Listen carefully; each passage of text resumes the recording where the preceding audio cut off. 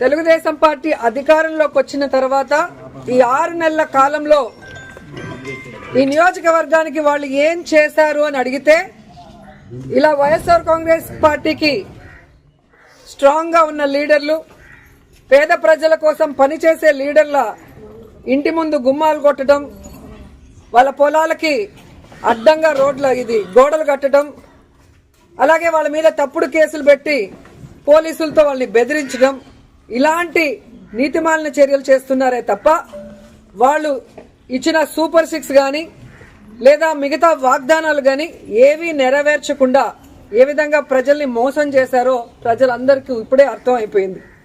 కానీ దురదృష్టం ఏంటంటే ఈ పంచాయతీలో తాగే నీళ్ల దగ్గర నుంచి ప్రజలకి అన్ని అందుబాటులోకి తీసుకొచ్చే సచివాలయం, ఆర్బీకే సెంటర్ అన్నీ కూడా ఇక్కడ లీడర్లు వాళ్ళ ల్యాండ్ ఇచ్చి కట్టించి ప్రజలకు అన్ని అందుబాటులోకి తీసుకొచ్చారు.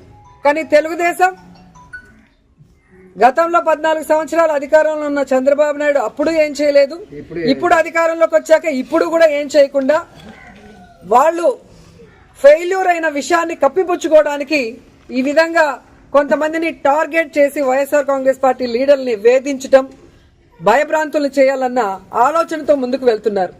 వాళ్ళు అర్థం చేసుకోవాల్సింది ఒక్కటే, మా నాయకుడు జగన్మోహన్ రెడ్డి గారు భయం అనేది ఆయన బ్లడ్ లో లేదు. ఆయన వెనక పనిచేస్తున్న మేమందరం కూడా జగనన్న సైనికులుగా ముందుకు వెళ్తున్నాం. ఎవరికి భయపడే పరిస్థితి లేదు. ఎందుకంటే వైఎస్ఆర్ కాంగ్రెస్ పార్టీలో మేము ఎవరు తప్పు చేయలేదు. 5 ఏళ్లు కూడా ప్రజలకి మంచే చేశాం, నియోజకవర్గాలన్నీ అభివృద్ధి చేశాం. ఈ రోజు మీరు మోసంతో అధికారంలోకి వచ్చారు, ఈవీఎంలు మ్యానిపులేట్ చేసి వచ్చారు, ఏ విధంగా సూపర్ 6 అంటూ ప్రజల్ని మోసం చేసి వచ్చారు. మీరు సిగ్గుపడాలి, మేము సిగ్గుపడాల్సిన అవసరం లేదు. కానీ ఈరోజు టీడీపీ వాళ్ళని హెచ్చరిస్తున్నాం, ఇలాంటి పనికిమాలిన కార్యక్రమాలు మరొకసారి చేస్తే సహించేది లేదు. అధికారంలోకి వచ్చారు, హనీమూన్ పీరియడ్ కదా, 1 ఇయర్ మాకు ఇవ్వండి అంటారనే సైలెంట్ గా ఉన్నాం. కానీ రోజు రోజుకి నీతిమాలిన రాజకీయాలు మీరు ఎక్కువ చేస్తున్నారు కాబట్టి ఇక సహించేది లేదు. మేము మా వాళ్ళకి ఎవరికి ప్రాబ్లం చేసినా కూడా ఒక యూనిటీగా మిమ్మల్ని ఎదుర్కొంటామని కూడా ఈ సందర్భంగా తెలియజేసుకుంటున్నాం. ఎందుకంటే గ్రామాల్లో తెలుగుదేశం పార్టీ నాయకులకి ప్రజల్లో గౌరవం లేదు, అభిమానం లేదు కాబట్టే ఈరోజు సీఎల్ని, ఎంఆర్ఓల్ని, ఎంపీడీఓల్ని బెదిరించుకొని వాళ్ళని పంపించి ఇలాంటి నీతిమాలిన చర్యలు చేస్తున్నారు. అసలు ఎంత సిగ్గుచేటంటే మున్సిపాలిటీల్లో రోడ్ల మీదకి వచ్చేస్తుంటే వాటిని ఎవరు కొట్టరు. రోడ్ ఎక్కడుంది, ఇల్లు ఎక్కడుంది, ఇంటి ముందున్న దాన్ని కొట్టేసి కొట్టడానికి నోటీసు పాత డేట్లో నిన్నే కొట్టారు అంటే ఆఫీసర్లు కూడా ఎంత దిగజారిపోయారు అనేది ఇక్కడ అర్థమవుతుంది.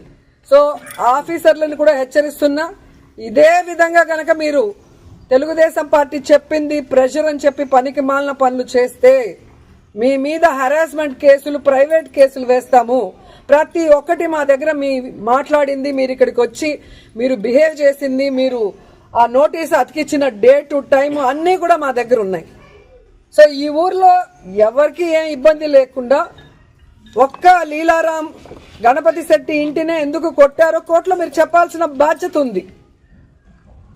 అలాగే ఏ ఊర్లో అయితే మీరు ఇలాంటి రూల్స్ కి విరుద్ధంగా చేస్తున్నారో వాటి అన్నిటికీ కూడా సమాధానం చెప్పే విధంగా మిమ్మల్ని కోర్టులో నిలబెడతామని కూడా ఎంఆర్ఓకి, ఎంపీడీఓకి, పోలీసు వ్యవస్థకి కూడా హెచ్చరిస్తున్నాం. సో ఎవరు భయపడాల్సిన అవసరం లేదు. వైఎస్ఆర్ కాంగ్రెస్ పార్టీ లీడర్స్ కి, కార్యకర్తలకి జగనన్న, మన జిల్లా అధ్యక్షుడు కరుణాకర్ రెడ్డి గారు, నియోజకవర్గం నుంచి నేను ఎప్పుడూ అందుబాటులో ఉంటాం. మీకోసం ఫైట్ చేయడానికి, ఎవరితో అయినా ఫైట్ చేయడానికి, ఎంత దూరం ఫైట్ చేయడానికన్నా కూడా మేము రెడీగా ఉన్నాం. మిమ్మల్ని కాపాడుకోవడానికి మేము ఎప్పుడు మీ వెన్నంటి ఉంటామని కూడా తెలియజేసుకుంటున్నాం.